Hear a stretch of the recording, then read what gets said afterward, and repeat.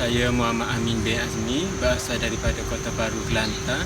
Mula bergiat dalam permainan gasing ketika umur 12 tahun. Dari bangku sekolah lagi, mengambil alih daripada generasi yang ketiga. Saya mempelopori gasing dan meneruskan legasi permainan gasing. Mula menjadi jurulatih JSPN ketika tahun 2016 hinggalah ke hari ini tahun 2020. Okey, sedikit penerangan mengenai asal-usul permainan gasing pada zaman dahulu. Permainan gasing dikatakan bermula daripada zaman logan, iaitu menghentak ataupun melagakan salah satu objek yang menghasilkan bunyi yang kuat, ataupun menggunakan kayu yang ditajamkan dan dilagakan. Pada zaman dahulu kala, kanak-kanak bermain gasing menggunakan biji kelapa ataupun buah pinang, dan ada juga yang melagakan telur dan asyik bermain. Di sini saya juga ingin menerangkan jenis-jenis gasing mengikut negeri. Di negeri Johor, mereka adanya gasing tradisi bernama gasing talang. Di negeri Melaka, gasing mereka ialah gasing pangkah. Di negeri Terengganu pula, mereka ada gasing lepeh. Dan kami negeri Kelantan merupakan gasing uri. Di sini saya ingin berkongsi sedikit mengenai perbezaan, iaitu perbezaan gasing uri dengan gasing tradisi yang ada di negeri lain. Bahagian komponen gasing uri iaitu di bahagian paling atas, dalam bahasa gasing urinya dipanggil motek. Bahagian bawah pada motek ini dikenali sebagai mekuk, dan bahagian lehernya ini dipanggil kepala gasing. Ini bahu gasing. Bahu gasing uri berbeza dengan gasing-gasing yang lain, iaitu diperbuat daripada bahan timah, iaitu di tengahnya bersalut dengan kayu. Mengenai kayu pula, gasing uri boleh menggunakan kayu pelbagai, tidak sama dengan gasing pangkah, hanya kayu-kayu tertentu yang kuat. Kami gasing uri tidak memerlukan kayu yang namanya tekstur kayu yang lebih kuat dan disalut dengan bahan daripada timah. Bahagian bawah pula, gasing uri tidak mempunyai patak yang panjang dan juga paksi yang agak pendek, iaitu untuk menyokong dia berpusing.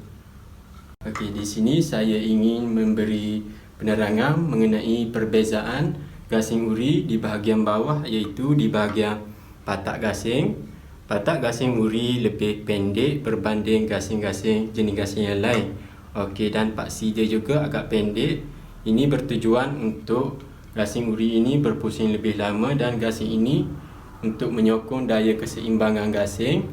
Kita tengok gasing ini tidak jatuh seperti mana gasing-gasing yang lain apabila berpusing hampir mati dia akan jatuh. Bagi gasing uri, walaupun pusingannya agak perlahan, gasing ini tidak jatuh kerana daya keseimbangan balansinya agak stabil. Itulah sedikit sebanyak perkongsian mengenai gasing uri. Beberapa jenis lagi gasing yang lain, iaitu salah satunya iaitu gasing pangkah tradisi. Gasing pangkah tradisi ini berbeza dengan gasing pangkah yang lain. Dari segi saiz ketebalannya, dari segi rupa bentuk. Komponennya hampir sama, iaitu bahagian paling atas iaitu kepala, bahu gasing, labu gasing dan patak gasing. Di sini kita lihat iaitu perbezaan patak gasing pangkah tradisi Kelantan. Jenis gasing ini dikenali sebagai gasing polimer. Di bahagian paling atas sekali, gasing ini iaitu kepala gasing, bahu gasing, labu gasing, patak gasing dan paksi gasing. Dan perbezaan antara gasing ini dengan yang ini iaitu bahagian gasing ini itu gasing pangkah juga. Bahagian paling atas dia dikenali sebagai turak, dan perbezaannya itu di bahagian paling bawah ini ada sedikit perbezaan, iaitu ada teming baru paksi. Kejap tadi saya memberi penerangan mengenai komponen gasing, dan seterusnya komponen yang kedua iaitu tali gasing. Perbezaan antara tali gasing iaitu dia ada bahagian pangkal lebih besar dan ujungnya agak tirus. Ini bahagian ujungnya mempunyai rambu. Ini bertujuan untuk memudahkan proses lilitan.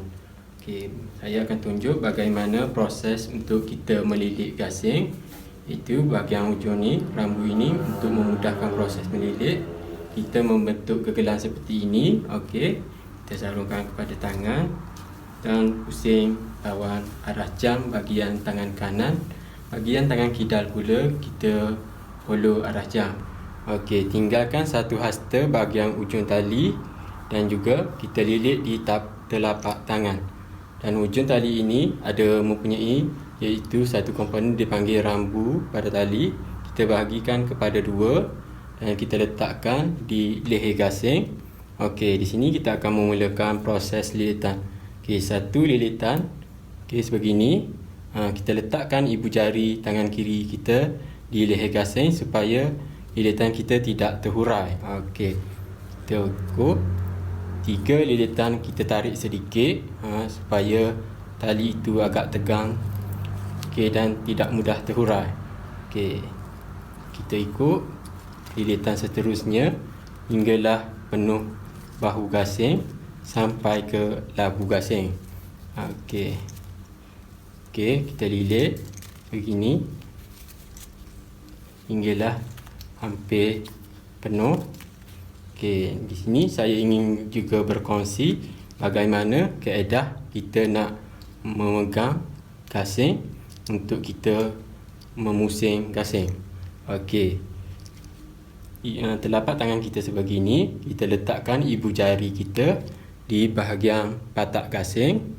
Kita letak sebegini, okey, dan kita angkat gasing 90 darjah. Okey, pada sudut ini kita memerlukan bahagian angle dia, mana kedudukan gasing ini 45 darjah semasa kita memusing. Okey, jejari kita diletakkan pada bahu gasing dan sebeginilah kaedah bagaimana kita nak pegang gasing untuk kita memusing. Okey, nak tengok saya main gasing? Jom ikut saya ke gelanggang.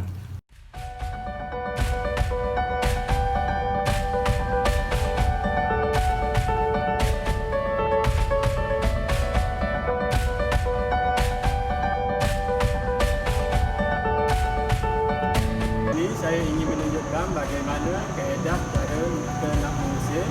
Pertama, kaki kiri kita ke hadapan dan kaki kanan ke belakang. Kita pasang kuda-kuda, angkat tangan kanan kita 45 darjah dan balik ke hadapan dari arah pinggang. Okey.